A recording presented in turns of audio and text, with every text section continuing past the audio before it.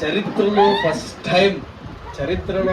Time నాకు తెలిసి ఆన్లైన్లో బర్త్డే చేసుకున్నటువంటి గొప్ప అదృష్టవంతుడు ఎవడైనా ఉన్నాడు అని అంటే అటు రోని విషయాలు దేవుని నామం మహిమ కలిగింది. కానీ సరే, చక్కనటువంటి ఒక మాట మనం చదువుకున్నాం కదా, ఆయుష్నుమ్మని అతడు నిన్ను వరం అడగగా నీవు దానిని అతనికి అనుగ్రహించినావు. దేవుని నామానికి మహిమ కలుగును గాక.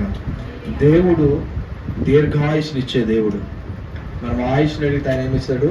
దీర్ఘాయుష్ను ఇస్తాడు. యెషయా గ్రంథము 56వ అధ్యాయము 4వ వచనంలో ఆయన అంటాడు, ముదిమి వచ్చు వరకు నేను ఎత్తుకొని వాడను నేనే. తల నెరియు వరకు ఆయన మనల్ని కాపాడే దేవుడు. దేవుని నామానికి మహిమ కలుగును గాక. ముదిమి వచ్చు వరకు, తల నెరిసిపోయేంత వరకు మనల్ని ఎత్తుకునేవాడు, కాపాడేవాడు ఎవరైనా ఉన్నారని అంటే అది దేవాతి దేవుడు, ఉన్నవాడు అనువైనటువంటి మన దేవుడు అన్నమాట. హల్లెలూయా. దేవుడు అటువంటి విధముగా దేవుడు తనని ఆశీర్వదించాలని, దేవుడు ముదిమి వచ్చే వరకు తన వెంట్రుకలు మరి తల నెరిగి వరకు దేవుడు తనని కాపాడులాగున ఆయుష్నిచ్చి ఆరోగ్యమునిచ్చి తన పరిచర్యలో దేవుడు బహుబలంగా దేవుడు నా బిడ్డని, దేవుని యొక్క ఉద్దేశం ఏమై ఉందో ఆ ఉద్దేశ ప్రకారంగా దేవుడు తనని ఆశీర్వదించాలని దేవుని దాసునిగాను మరి మరి ఈ దిన నా వాక్యాన్ని అందించడానికి దేవుడు నాకు అవకాశం ఇచ్చాడు కనుక అటు రీతిగా దేవుడు ఆ బిడ్డను ఆశీర్వదించాలని నేను బ్లెస్ చేస్తున్నాను. దేవుడి నామానికి మహిమ కలుగును గాక.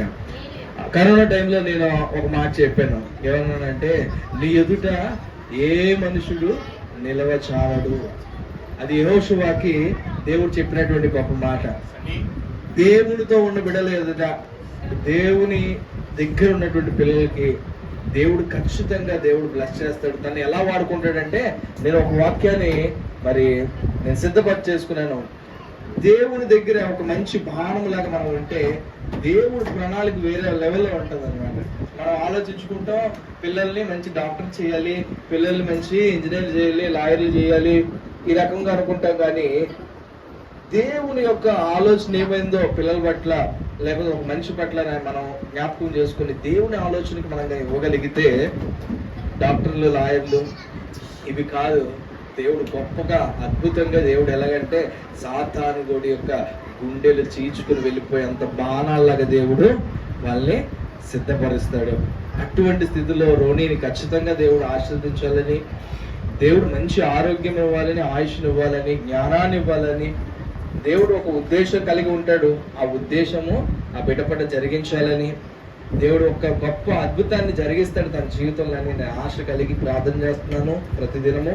అటు రీతిగానే దేవుడు తనని ఈ దినాన మరలా దేవుడు అవకాశాన్ని ఇచ్చాడు కనుక ఈ అవకాశాన్ని ఉపయోగించుకుంటూ దేవుణ్ణి ఆ విషయమే నేను ప్రార్థన చేస్తున్నాను. దేవుడు గొప్పగా బహుబలంగా దేవుడు వాడుకొనుగాక. ఆమేన్, ఆమేన్.